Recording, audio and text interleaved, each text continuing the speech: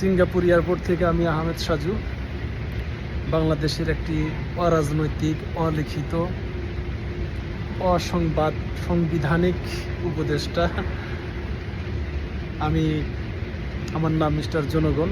আমি বাংলাদেশ সরকারকে উপদেশ দিয়ে থাকি, যে সরকারই আসুক না কেন সেই সরকারের শুধু উপদেশ দেই, মানলে তাল গাছ, না মানলে কিছু যায় আসে না।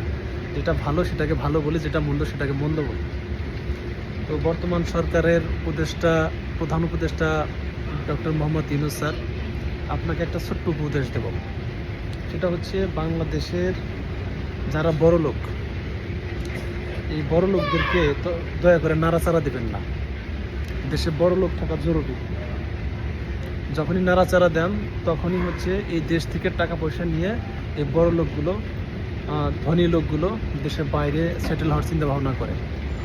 তাদের সম্পদ